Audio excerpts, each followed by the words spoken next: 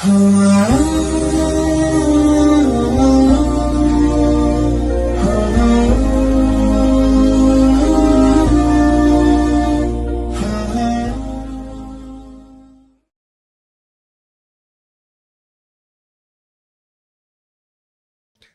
alaikum, chers téléspectateurs qui nous regardez aujourd'hui sur ce magnifique podcast de notre chaîne El Fala. Aujourd'hui, j'ai le plaisir d'avoir un ami, un frère, Valmir Gachi, qui je laisse se présenter. Alaykoum salam, merci beaucoup pour l'invitation. C'est avec plaisir que j'ai accepté. Plaisir partagé. Je m'appelle Valmir Gachi, j'ai 34 ans, je suis marié et j'ai 2 enfants. Voilà. Mashallah. Du coup, si on rentre direct sur le vif du sujet, je voulais parler un peu de ton parcours professionnel. Car, mashallah, je sais que tu es associé dans une société et tu es une bonne source de motivation pour beaucoup de jeunes qui aimeraient plus tard se lancer indépendants. Et ça serait sympa de ta part de nous partager un peu ton parcours. Alors, j'ai commencé par un CFC de géomaticien. La partie géomatique se réfère à la partie cadastrale. Ensuite, j'ai fait une maturité fédérale technique.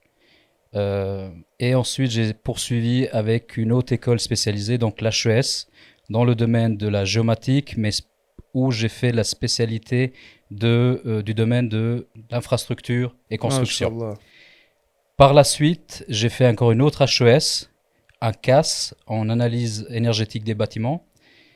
Ces diplômes-là m'ont permis et m'ont ouvert les portes au niveau des expertises, des experts tels que experts CCB, AMO, assistant au maître d'ouvrage, ainsi que experts pour les grands consommateurs. Mashallah, mashallah. Alhamdoulilah, donc ça c'est un peu les parcours.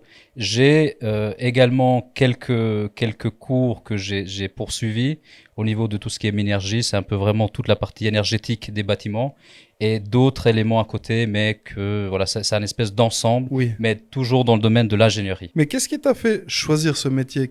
C'était comment le déclic? Parce que, machallah, c'est un sacré parcours. Moi, je peux parler de moi-même dans le sens, j'ai fait un diplôme dans la mécanique, mais ça s'arrêtait là. Je répare des voitures, mais machallah, là, comme tu expliques, tu es spécialisé dans plusieurs domaines de la construction, enfin, dans l'architecture. Alors plutôt dans le domaine de l'ingénierie, la technique CVS, donc tout ce qui est chauffage, ventilation sanitaire. Ok. Ça c'est le domaine dans lequel je travaille. Mais tout ce qui est parcours académique, c'est plutôt la partie construction infrastructure. Mashallah. Mais c'est au fur et à mesure des années que j'ai acquis l'expérience et maintenant depuis une dizaine d'années, je travaille vraiment où je suis aussi associé dans l'entreprise Cotoritech. Mashallah. Et là-dessus, je fais vraiment toute la partie technique. En fait, j'ai choisi l'ingénierie parce que c'est un domaine qui va allier la partie physique, mathématique et ainsi que construction. Mashallah. Donc ça, c'est toujours quelque chose que j'ai beaucoup aimé.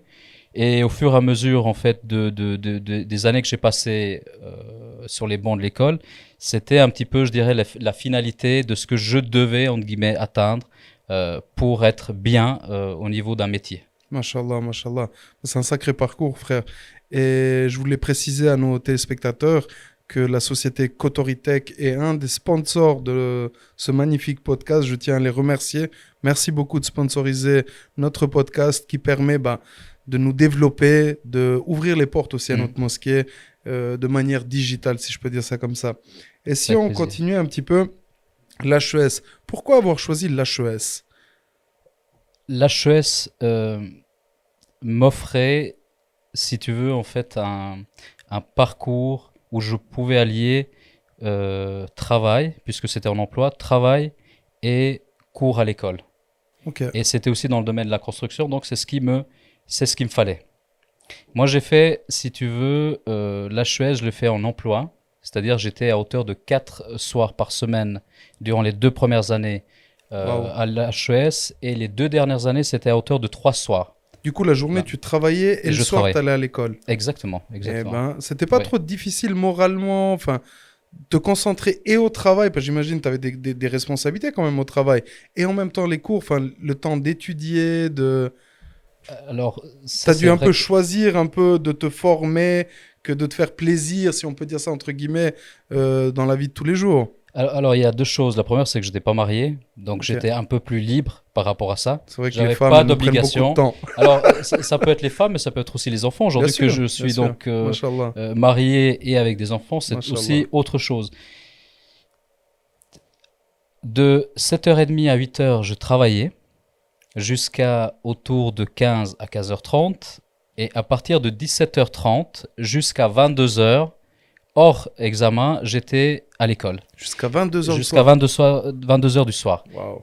Ça pouvait aller jusqu'à 23 heures en période d'examen. Ça, Mashallah. c'était, comme je l'ai dit tout à l'heure, sur 2 ans, c'était à hauteur de 4 soirs. Waouh. Et 3 soirs durant les 2 dernières années Ouais. d'études.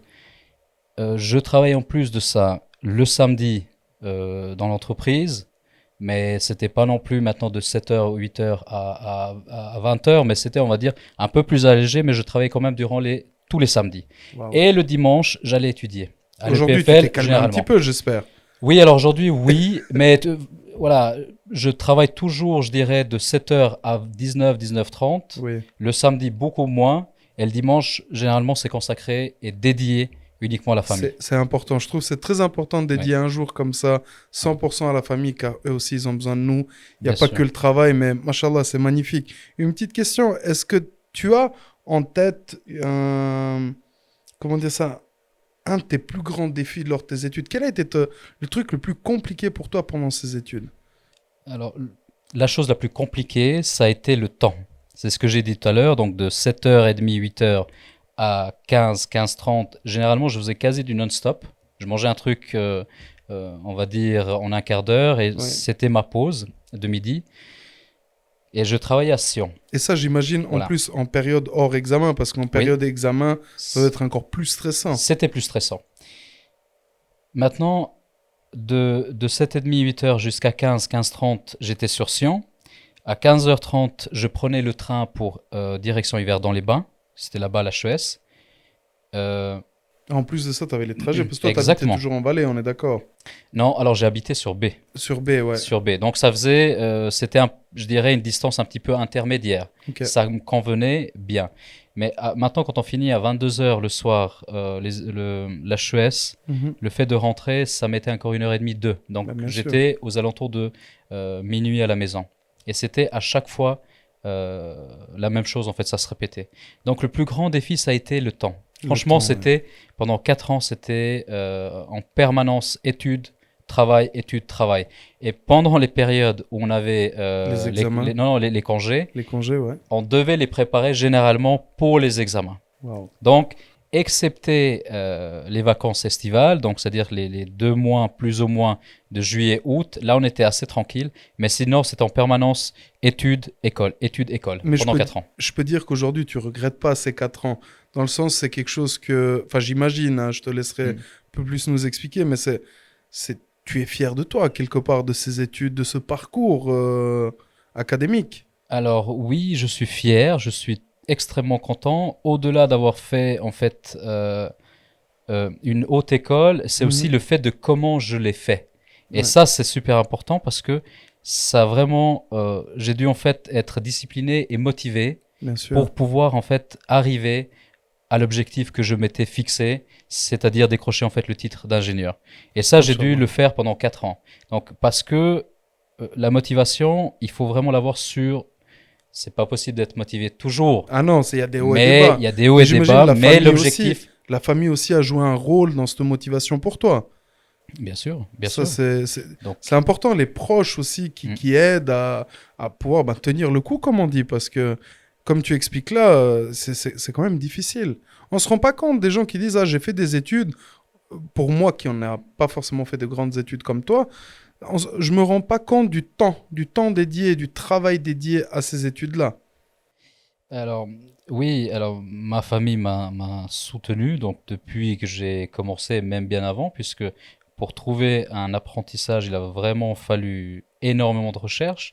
Je me rappelle, je suis tombé récemment sur un classeur qui date maintenant de quasi il y a une quinzaine d'années, où j'ai fait plus de 200 envois. Et 200 pourtant, voilà, j'étais passé aussi des tests à Lausanne, des tests d'aptitude, etc., avec des Mhm. résultats, je dirais qu'ils étaient quand même satisfaisants. Mais Ok. pourtant, j'avais pas décroché de place d'apprentissage. Donc, j'ai dû Ok. vraiment Batailler, persévérer, ouais. batailler. Et au bout d'un moment, j'ai eu 3 places. Et donc, j'ai Bah, pu choisir. bah justement, c'est ça que j'allais te poser comme Et question. Y a-t-il un moment que tu considères comme tournant dans ta carrière? Quelque alors, chose que tu as un point que tu te rappelles, tu dis, ah, les choses, elles ont changé à ce moment-là. alors, moi, je dirais, c'est le moment où j'ai passé à l'HES. Ok, Et surtout où j'ai réussi l'HES, ok, en ayant le titre, si tu veux, entre guillemets, le titre d'ingénieur HES, ça m'a permis de faire un cours d'autres écoles, d'autres diplômes et d'être expert, si tu veux, dans certains domaines, ok, sans forcément passer par d'autres cursus. C'était, on va dire, un chemin un peu plus rapide. ok. Et ça, c'était vraiment le tournant, c'est le fait d'avoir eu le diplôme d'HES. Ça m'a permis d'avoir d'autres. En fait, ça m'a permis tout simplement d'ouvrir d'autres portes, quoi. Machallah, moi, ça me fait rire parce que même dans le milieu automobile, nous, ben, je vais faire un service sur une voiture et je me dis, mais qu'est-ce qu'il a pensé l'ingénieur quand il m'a mis Ouais. ça là, comme ça? C'est quand même un job intéressant, enfin, c'est un job énorme que vous avez sur les épaules. Enfin, Alors oui, mais bon, après, chaque après, domaine oui, chaque domaine est est différent. différent, ouais. Parce que là, justement, tu es dans quel domaine exactement? Tout ce qui est études, en fait, c'est un peu spécial. C'est-à-dire que j'ai commencé par la partie cadastrale, donc la partie géomatique. J'ai fait donc ensuite, en passant la partie un petit peu théorique et maths, c'était la partie maturité technique fédérale. Mhm. À l'HES, si tu veux, on a étudié la construction infrastructure. Ok. Mais aujourd'hui, donc maintenant depuis une dizaine d'années, je travaille comme ingénieur, mais dans le domaine du chauffage, ventilation, Fonction sanitaire, comme sanitaire, tu as dit tout à l'heure. voilà, énergétique, électricité, dans l'entreprise de Cotorite Kessa. Ok. Et puis, du coup, à quoi ressemble une journée type?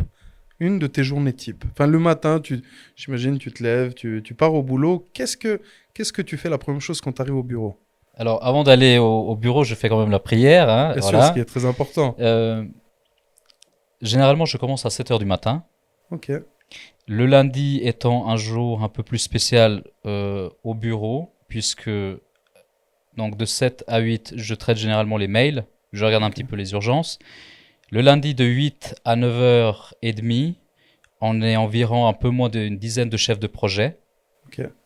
où on fait une séance à travers laquelle on va discuter des projets qui sont actuels Mhm. et futurs. Ok. Donc là, c'est un échange qu'on fait avec les collègues. On regarde où on est avec les projets, est-ce que tout se passe bien. On regarde aussi le planning et on planifie les mandats futurs. Ok. C'est un petit peu ça. C'est ça que j'allais en venir aussi, parce qu'en Suisse, je sais que Et c'est très cadré, tout ça. alors justement, juste pour vraiment tout répondre sur la question de Ouais. voilà, ce que je fais dans une journée type, plus ou moins, à partir de 9h30, bon après on a voilà, la pause, etc. Mais toute la matinée, je regarde plutôt avec mes collègues du département financier et administratif, où on fait un peu Ok. le tour des offres, des éléments vraiment administratifs. L'après-midi, c'est plutôt consacré à la partie technique. Je regarde avec mes collègues l'avancement, on discute des projets.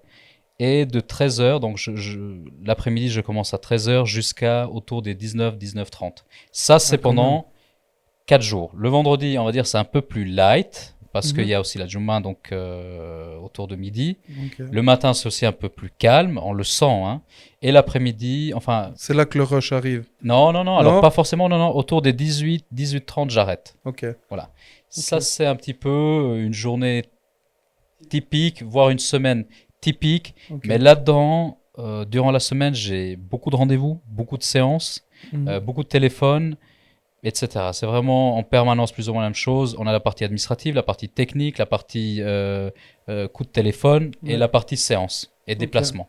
Mais oui, donc ça me prend pas mal de temps. Ah ouais, ta Voilà. journée, elle est bien chargée, comme on Elle est dit. très bien, Puis journée. ce que j'ai bien aimé, c'est que c'est impressionnant à quel point tu as structuré ta journée. Enfin, on voit que c'est Ouais. quelque chose de structuré, de cadré, si je peux dire ça comme ça.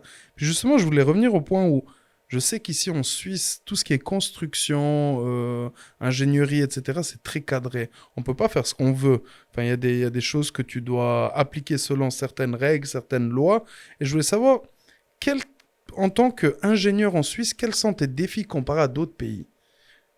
Est-ce que tu as, par exemple, je suis sûr que tu connais d'autres ingénieurs dans d'autres pays, dans le milieu de la construction. Quelles sont les différences? Comment vois-tu ça? Quels sont les défis aujourd'hui pour toi en tant qu'ingénieur en Suisse? Alors, je dirais le défi principal, c'est vraiment être à la page avec les normes. Ok. Étant donné qu'on touche à plusieurs domaines Mhm. et que dans chaque domaine, il y a plusieurs versions, il y a plusieurs normes, il faut les suivre. Et il y a aussi plusieurs labels. Donc, on a des labels sur l'écologie, sur la construction, sur Mhm. l'énergétique, etc. Et tout ça, il faut vraiment que lorsque les projets, les calculs et les éléments sortent du bureau, que ce soit en fonction et dans le cadre légal de ces normes et de ces nouvelles restrictions au niveau minergie, etc. J'imagine que tu Donc, continues tes formations. C'est toujours parce que ça évolue, il me semble, les normes, et ça change un peu. Je oui. sais pas si c'est d'année en année ou.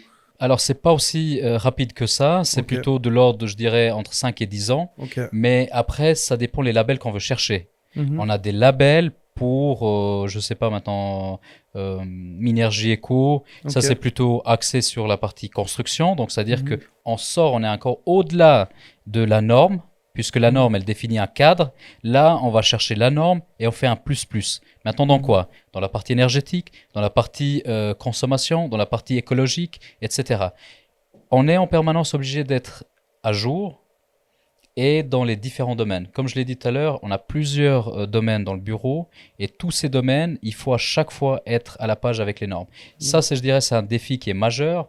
Et Mhm. après, un deuxième défi, peut-être, ce que je vois, c'est être à la page au niveau de la technologie, c'est-à-dire avoir des logiciels qui permettent de faire quelque chose de bien. Oui, oui, j'imagine que maintenant la technologie, enfin, de ce que je vois déjà dans le milieu de l'automobile, et ça c'est Mhm. énorme, j'imagine dans le milieu de la construction, ça doit être aussi quelque chose de très impactant pour vous. Mais je relève un point, c'est que tu as dit que tu allais le matin, tu rencontrais un peu les chefs de projet, vous mettiez ensemble pour discuter. Est-ce que c'est un travail d'équipe, ce que tu fais? Est-ce que tu as une équipe? Est-ce que tu considères est-ce que c'est important, on va dire, le travail en équipe dans ton milieu? Alors, il est extrêmement important, je dirais pas uniquement dans mon métier, Mhm. mais dans beaucoup de domaines, il est extrêmement important puisque le fait de travailler en équipe donne un meilleur résultat et surtout un résultat, je dirais, mûrement réfléchi. C'est-à-dire que chaque personne peut faire des bêtises, ce qui est Bien sûr, normal, bien mais le sûr. fait de travailler en équipe, il y aura toujours une autre personne peut-être pour déceler en disant attention, Attention là-dessus là, ouais, peut-être qu'il y a quelque chose corriger. qui va pas. Et à ce moment-là, ça nous permet en fait de voir qu'est-ce qui s'est passé, pourquoi on arrive à un résultat qui n'est pas satisfaisant, etc. Donc le fait de travailler en équipe, c'est extrêmement important, que ce soit Mhm. dans notre domaine ou dans d'autres domaines, hein. Tout Bien sûr. simplement. Partout, Voilà. partout, travailler en équipe, l'union fait la force à quelque part. Exactement, Et surtout exactement. dans des gros projets comme ça, enfin, des fois en privé, tu m'en parles, c'est Mm. impressionnant. D'ailleurs, tu as touché un bon mot tout à l'heure, la technologie. Est-ce qu'il y a une influence de la technologie au jour d'aujourd'hui vis-à-vis de ton métier? Enfin, c'est devenu plus facile ou c'est devenu plus compliqué? Ou qu'est-ce que ça a apporté en fait, ces nouvelles technologies? Alors, si tu veux, j'ai pas non plus maintenant énormément d'expérience pour dire avant et maintenant, mais en tout cas, de ce que je remarque jusqu'à maintenant, c'est quelque chose qui est extrêmement évolutif Mhm. et de manière très, je dirais même exponentielle. Pour nous, L'intelligence artificielle et ça, est-ce qu'il alors, y a un lien ou pas forcément? alors oui, et maintenant, enfin, Ouais, cet élément-là, il a un lien avec beaucoup de choses, mais ouais, dans notre domaine, je dirais la technologie, elle va dans le bon sens et bien c'est sûr. extrêmement important pour nous, étant donné qu'on travaille aujourd'hui beaucoup en 3D. Ok. Si tu vas te balader, par exemple, dans les centres commerciaux, Mhm. dans les sous-sols, dans les parkings, Oui, toute la technique, bon, là, tu verras que la technique apparente, oui, mais tu verras pas la technique qui est cachée dans les bien sûr. gaines, dans les dalles, etc. Mais déjà, toute cette technique-là qui est apparente, euh, quand on la met ensemble, c'est-à-dire qu'il y a énormément de conduite, énormément de technique, et puis il faut la coordonner. Bien Et sûr. on la coordonne via des logiciels de 3D qui Mhm. nous permettent en fait de déceler les éventuels conflits. Et on Ouais. peut les corriger. Donc avant qu'on aille faire l'exécution, qu'on donne les plans aux Mhm. entreprises d'exécution, on fait tout un travail avant qui est réfléchi avec, je dirais, avec les nouvelles technologies. Typiquement, Donc nous ça aussi, peut être, hein. voilà, ça peut être toute la partie visuelle 3D, mais ça Ouais, peut être aussi toute la partie calcul, gestion bien de sûr. calcul, gestion de planning. On a également, à titre personnel au bureau, on a développé un programme sur lequel en fait on met toute la partie dossier, à qui c'est affilié les Ouais, dossiers, quand on doit rendre les éléments, etc. Donc c'est quelque chose qui est vraiment qui est top bien sûr. parce que ça nous cadre dans beaucoup de domaines et surtout dans le timing. Ah bah Voilà, c'est un gain de temps. Moi, je vois chez nous, avec les exactement. nouvelles voitures qui Oui. arrivent, les nouvelles technologies dans les voitures, Mhm. on se sent vite dépassé, même si on a fait... Moi, typiquement, j'ai un mécanicien qui travaille avec moi, Oui. qui vient d'avoir son CFC. Moi, en espace de 3 ans, il est déjà dépassé par la nouvelle technologie qu'on met sur les voitures.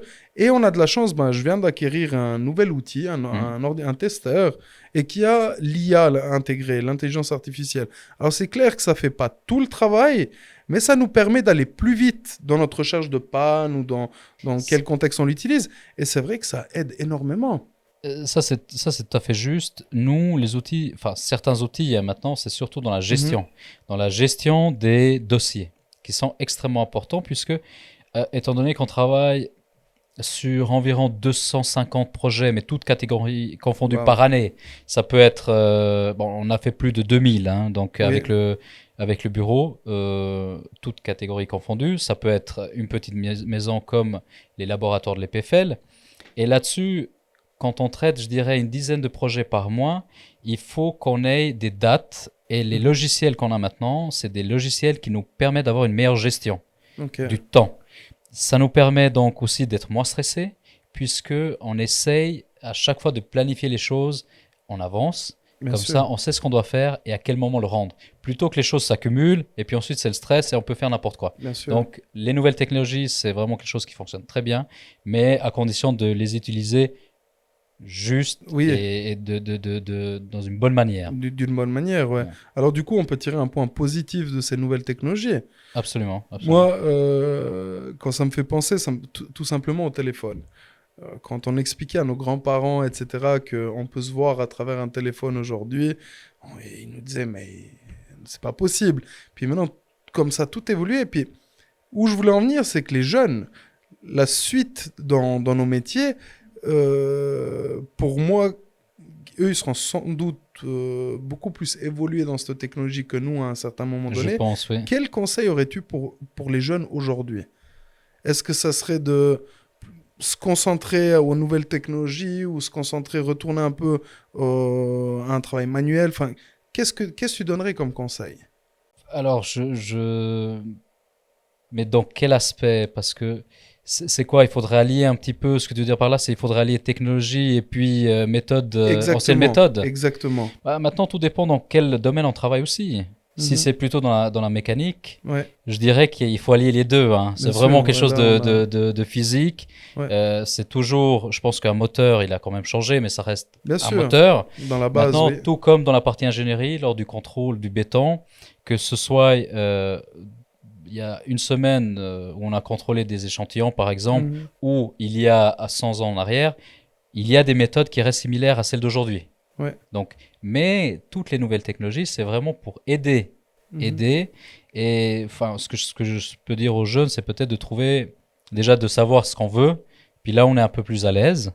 Si on est à l'aise, voilà, avec les mains, ou alors plutôt, je dirais, dans la partie gestion. Et en fonction de ça, bah, après, il faudra allier les deux, soit la partie manuelle, soit la partie académique, quoi.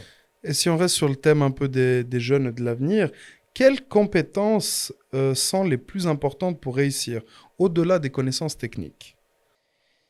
Alors l'ingénierie, c'est quand même beaucoup de physique et beaucoup de maths. Donc Être c'est bon en vrai. maths, alors. Alors, ouais, il faut être, je dirais, il faut travailler en maths. Il Ouais, faut pas mal ouais. travailler. Ah ouais, Et j'imagine. puis, voilà, après, ça dépend. Certains ils sont beaucoup plus à l'aise en maths, mais pas trop en physique, puisque la physique, c'est maths plus. Et d'autres, l'inverse. Mais maintenant, ça dépend. En dehors des connaissances techniques, je dirais, c'est vraiment les deux branches qu'il faut assurer, c'est les maths et la physique. Ok. Du coup, on s'arrête pas au 2 plus 2 égale 4, hein. Il faut savoir un peu plus. Ouais, il y a un peu Je plus. Il y a un taquine peu. un petit Non, non, il y, peu. a il y a un peu plus, Non, mais mais c'est c'est pas. super poussé. C'est super poussé. Enfin, Alors, ouais, c'est poussé, mais encore une fois, Étant donné qu'on a aujourd'hui recours à la technologie, à des outils, ça veut dire que toute la partie maths et physique qui est faite à la main, qui est étudiée, je dirais que de temps en temps, elle est un petit peu délaissée. Par contre, ce qu'on peut remarquer, c'est les résultats.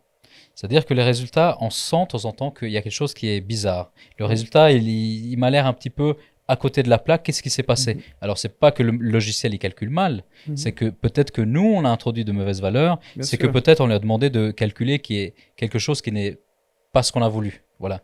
Mais Ouais. donc, oui, il faut être, je dirais, très intéressé et beaucoup étudier au niveau des Pour que maths des et la maths, physique. Voilà. de la physique. Ok. Ouais. Est-ce que tu aimerais un peu nous parler un peu d'un grand projet peut-être que tu as en cours? Quels sont les projets les plus importants sur lesquels tu travailles actuellement? Si tu as le droit d'en parler, bien sûr. Alors oui, oui, j'ai le droit d'en parler. Bon, moi j'ai aussi beaucoup de chance parce que je travaille avec mes deux frères, donc Ah, Meriton et vous êtes en Dardan. famille, ouais, Voilà, on machallah. travaille en famille. Et Meriton a eu, je dirais, l'audace, a eu le courage de créer la société en 2010-2011. Moi, je l'ai rejoint en 2016. Même avant, j'ai toujours travaillé, donc ce que je Ouais, disais, les samedis, les soirs, etc. Mais de manière officielle, je l'ai rejoint en 2016. ouais. De 2010 à 11 à maintenant, on a travaillé sur plus de 2000 projets, toutes catégories Machallah. confondues. Donc, ce que j'ai dit tout à l'heure, ça peut être d'une villa au laboratoire de Mhm. l'EPFL. On bosse beaucoup avec les institutions publiques, étatiques et privées. Mhm. Et donc, pendant ces années-là, j'ai collaboré sur beaucoup de projets, de manière directe ou indirecte. Ok. Et sur le projet le plus important sur lequel j'ai travaillé, c'est un projet d'environ 50 000 mètres carrés de construction. Donc c'est vraiment, 50 000 mètres. c'est Waouh. énorme, c'est énorme. Et c'est un projet qui est dédié à 1200 élèves. Waouh. C'est un collège Ok. où il y a toute la partie salle de gymnastique. Waouh. En plus de ça, il y a des chambres, hôtels pour les étudiants. Il y a du logement, des dépôts, des parkings, etc. Waouh. Donc là-dessus, j'ai eu vraiment la chance de Collaborer, collaborer travailler, là-dessus de ouais. manière directe et indirecte. Ok. Voilà, Et 50 000 mètres carrés, c'est énorme. c'est énorme, c'est C'est énorme. énorme. Puis une question, on sait qu'on peut pas lire l'avenir, mais comment tu te vois dans 5 10 ans? Franchement, non, ça c'est quelque chose que je ne me projette pas. Ok. Je ne me projette pas. Les choses, elles viennent comme elles viennent. Et puis après, on essaie de prendre les bonnes décisions, d'anticiper certaines choses, mais je me suis jamais projeté à long terme, moyen ou court terme. Court Donc, terme, ok. on va dire que on a un planning à respecter. On le respecte, que ce soit dans le domaine Ok. dans le bureau, dans notre domaine, etc. Mais je me vois pas, je me suis pas projeté aussi loin que ça. Est-ce que tu as un but que tu aimerais accomplir ou quelque chose dans ta carrière pour laisser une trace durable? Comme je l'ai dit tout à l'heure, donc ayant participé à beaucoup de projets de manière directe et indirecte pour la société, avec beaucoup de collègues, avec mes frères, etc.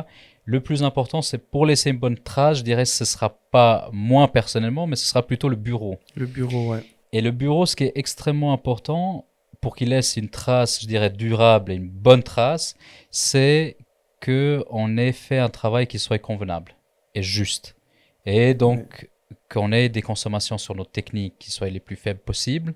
Et ça, c'est important. Donc, c'est Ok. vraiment, de manière directe ou indirecte, c'est sur le nombre de projets que je bossais, mais c'est surtout la société qui fait un bon travail, que ce soit moi, avec mes collègues, etc., qu'on fasse un bon travail pour que les gens ils soient aussi satisfaits et qu'on ait des installations qui durent et qu'elles Machallah. soient aussi autonomes, bien calculées, faibles en consommation, etc. Ça, c'est le plus Machallah. important. Machallah.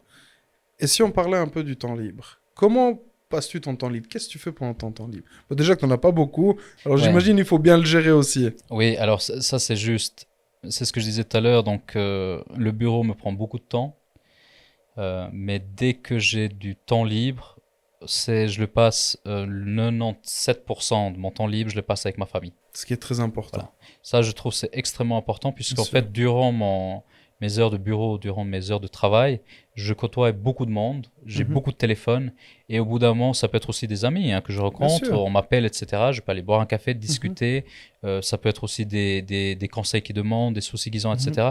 Donc, durant ces heures-là, on va dire que je le consacre à mon travail, aux gens plus ou moins que amis ou connaissances. Et en dehors du temps-là, le temps libre, je le consacre sincèrement 95 à 98%, il est dédié à ma famille.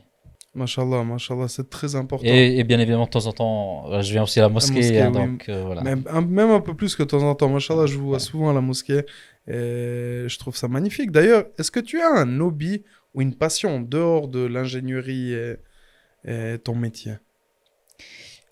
Oui, alors pas hobby, mais moi j'aime beaucoup, franchement j'aime bien la marche. Alors c'est peut-être un peu vieillot et tout, mais j'aime bien la Pas du marche. tout.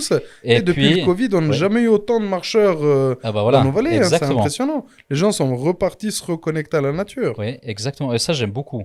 Donc, j'aime bien me promener, mais ça peut être une promenade dans la forêt, ça peut être franchement où c'est assez calme, dans Mhm. les champs, etc. Ça, j'aime bien. Puis les voyages aussi. Ouais, Les voyages, ça, on en fait pas mal. Mashallah. On en fait pas mal, donc, et ça, c'est super important parce que ça me permet je dirais, de quitter le quotidien Mhm. et je suis un peu moins connecté, je dirais, à la partie Béton, ouais, alors travail. ouais, travail, et Ouais, je suis plus en contact, je dirais, vraiment avec avec les membres de ma famille, et ça c'est extrêmement c'est important pour moi. extrêmement Ouais. important. Et une figure, un film, quelqu'un qui t'aurait inspiré, que tu trouves inspirant? Alors pas spécialement, pas spécialement. Donc il y a beaucoup de personnes qui ont des éléments sur lesquels je me suis inspiré, mais pas une figure en spécial. Non. Ok. Et du coup, car c'est clair, c'est un peu ces locaux Mm. qui nous ont rapprochés, la mosquée. Euh, quelle est pour toi l'importance de la mosquée dans la vie d'un individu et d'une communauté? Alors, c'est extrêmement important dans le sens, bah, à titre personnel, euh, lorsque je viens à la mosquée, je dirais que c'est un lieu d'apaisement, Bien sûr. c'est un lieu d'anti-stress, excepté aujourd'hui, c'était un peu plus spécial, Aujourd'hui, mais c'est... voilà, ça se passe plutôt bien. Oui, Et puis, au-delà de ça, je dirais, c'est toute la partie rencontre, échange et partage, fraternel, et fraternité, bien évidemment. Donc, c'est vraiment qui est tout ça très qui fait important. que on est beaucoup plus à l'aise à discuter de nos soucis, de Oui. partager ici que je dirais dans d'autres circonstances, Situation, pardon. circonstance, ouais. Et ça, c'est super important. Donc, Bien ouais. sûr, on vient ici en premier lieu, on essaie Ouais, d'apaiser nos cœurs dans ce lieu. ouais. Et c'est vrai que la sensation quand on prie, ou même pas en dehors, juste quand on est assis, le calme, ça nous détend surtout d'un planning comme le tien, chargé comme ça. Tu peux venir dans un endroit comme la mosquée et pouvoir te dire, voilà, maintenant c'est bon, je pense à autre chose, ça te permet de te détendre en gros. C'est exactement ça. C'est exactement ça. Donc, ouais, c'est pour ça que lorsque je peux venir, j'ai la possibilité de venir, franchement, je suis beaucoup plus apaisé. Et ça, c'est extrêmement important pour moi. Toi qui es depuis maintenant, depuis il me semble 99 en Suisse, 1999, Oui. tu connais la Suisse. Mashallah, tu es, je peux dire, bien intégré, tu as fait une école supérieure. Comment vois-tu le rôle de la mosquée dans l'intégration en Suisse? Alors, c'est vrai que nous, on est venus en 99 comme réfugiés, Oui, puisque au Kosovo, il y a eu la guerre en 98-99. On oui, est venu ici, on a eu, je dirais, la chance de venir ici. bien On sûr, a extrêmement bien été accueillis. bien sûr. Et la Suisse nous a permis vraiment de faire, on va dire, ce qu'on souhaitait faire. Faire Voilà. exactement, ça nous a donné ces chances. Et je dirais l'intégration, le rôle que doit jouer la mosquée au niveau de l'intégration avec les jeunes, c'est il faut vraiment qu'elle les aide de plusieurs façons, hein. Donc ça peut être les rencontres, ça peut être les Mhm, partages, ça peut mhm, être l'expérience mhm. à travers. Alors il faut qu'elle les aide dans ces domaines-là pour pouvoir en fait mieux les intégrer et les préparer, Bien je sûr, dirais, en dehors d'ici. bien Donc ça sûr. peut passer par plusieurs éléments, hein, tels que ce qu'on a dit tout à Bah, la l'heure. chance qu'on a, la diversité qu'on a de métiers Mhm. et qu'on puisse en parler. Typiquement, maintenant, si on a un jeune qui vient d'arriver, je sais pas, qui a peut-être fait quelques études d'ingénierie dans son pays, il te rencontre à la mosquée par pur hasard et il te Ouais. pose la question et ça te permet aussi de pouvoir l'aider et l'orienter où aller, comment faire, etc. C'est exactement ça, oui. As-tu une expérience personnelle ou un souvenir lié à la mosquée qui t'a marqué? Alors oui, je dirais la dévotion de certaines personnes qui sont extrêmement dévouées. Il y a aussi, je dirais, l'imam. Ok, L'imam qui est franchement 100% à l'écoute déjà. des gens et qui fait un travail remarquable. Et ça, c'est une personne que... On va pas trop lui jeter des Non, non, fleurs, alors hein, parce voilà, non, qu'après, on va s'arrêter là-dessus, mais non, non, donc c'est quelqu'un qui est extrêmement investi au niveau bien de la sûr. mosquée. Et puis il y a aussi beaucoup d'autres personnes Mhm, qui, donc elles sont, je dirais, caractérisées par le fait qu'elles aident, bien sûr. qu'elles partagent, etc. Donc oui, mais je dirais qu'il y a plusieurs personnes qui m'ont marqué par leur aide et puis leur dévotion. Oui. C'est vrai que tu as abordé le thème de l'imam, et si je peux ajouter sans trop lui jeter de fleurs, mais c'est vrai que maintenant, ça fait quoi? 4 ans, 5 ans que je suis président de la mosquée, et j'ai toujours dit, enfin, personne ne me l'a dit, mais moi, pour moi, vraiment, c'est l'imam est un pilier de cette mosquée. C'est vraiment quelqu'un en termes de savoir, de sabre, tout le Ouais, temps, tranquille, tout, à l'écoute de nos problèmes et aussi une image d'intégration pour la Suisse. C'est quelqu'un qui ne connaissait pas la langue française, qui maintenant prêche en français, qui va exactement. visiter des malades dans les hôpitaux et tout ça dans la langue française. Il a toujours eu cette idée des portes ouvertes de la mosquée, que tout le monde est accepté ici. Et souvent, quand on fait les parkings le vendredi, quand il y a des nouveaux, qu'on ne connaît pas d'ailleurs, qu'on Mhm. connaît de Ouais, nulle part, ils viennent dans notre mosquée et ils ont ce ressenti, ils disent, Alhamdoulilah, on est apaisé. Je ne sais pas si tu as ok. remarqué, beaucoup de gens se sentent libres, pas Alors, jugés, à l'écoute. Enfin, l'imam, tout le temps, l'imam, il voit quelqu'un de nouveau, il va tout de suite aller s'approcher, savoir qui c'est, est-ce qu'il a besoin d'aide, est-ce que... Enfin, alors ça c'est devrait, incroyable, ouais, alors ça devrait être le cas normalement de, je dirais, le 100% des mosquées. bien sûr, C'est malheureusement peut-être pas le cas. bien Après, voilà, sûr. on n'est pas là pour en Pour discuter juger, oui et peut-être et non. en juger, mais c'est vrai qu'ici on se sent très bien et tout se passe bien. C'est vrai Mhm, que l'imam il fait un excellent travail mhm, là-dessus et surtout un excellent travail d'intégration. Donc de ce que je bien sais, il y sûr, a aussi les enfants qui viennent à l'école bien sûr. le Aujourd'hui, ils étaient dimanche. d'ailleurs Voilà, plus de 120 élèves. 120 élèves, c'est quand même incroyable. Oui, Et donc, c'est-à-dire que bah, pour que c'est, je dirais, un des piliers de l'intégration bien finalement. sûr, Donc, bien ça sûr, commence par là, tout petit, bien et puis sûr, ensuite, on les apprend à intégrer bien sûr, la vie en dehors aussi de la mosquée, quoi. bien sûr. Et pour finir ce magnifique Ah, podcast, est-ce déjà. que tu aurais, ouais, ça passe vite, hein, le temps. Ouais. Aurais-tu un conseil de motivation pour les jeunes d'aujourd'hui? Quel Alors, message t'aimerais ouais. faire passer? Moi, je dirais qu'il faudrait peut-être retenir, je dirais, deux mots. Mhm. Le premier, c'est être discipliné. Donc, c'est-à-dire être strict avec soi-même, Ah, ça, c'est une puisque très belle ça, parole. voilà, ça nous définit, ça nous cadre, Bien ça sûr, définit un cadre bien dans sûr. lequel on devrait pas pouvoir, entre guillemets, le dépasser. Ouais. Et le deuxième mot, c'est la partie motivation. Le fait d'être motivé, ça nous permet d'atteindre un objectif Mhm. dans un cadre de discipline. Donc franchement, les deux mots qu'il faut retenir, c'est discipline et motivation. Bon, ça Motivation. peut être aussi persévérance, il y a plein d'autres, je dirais, Personnellement, les deux mots synonymes. que tu as Mais choisis ouais, là, de la manière que tu l'as expliqué, moi, j'irais même jusqu'à que c'est la clé de la réussite. c'est Quelqu'un possible. qui est Ouais. discipliné, Ouais.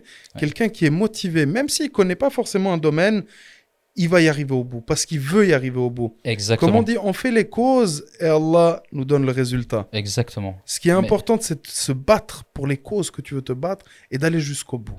ça, c'est tout à fait juste. Et puis, comme dans chaque domaine, c'est pas facile, hein. Il y a Pas des hauts et lâcher des... prise, ouais. Ouais, il y a des hauts et des bas, mais le fait d'être motivé et de pas lâcher ce que tu dis, franchement, au bout d'un moment, ça paye. Voilà. Ça paye. Si ça paye pas cette année, ça va payer l'année Patience, suivante. Il faut patience, faire aussi un peu patience, hein. patience, patience, Donc, patience. voilà, ouais, ça paye. Cher frère Valmir, merci d'être venu aujourd'hui Merci à partager toi. un moment avec moi.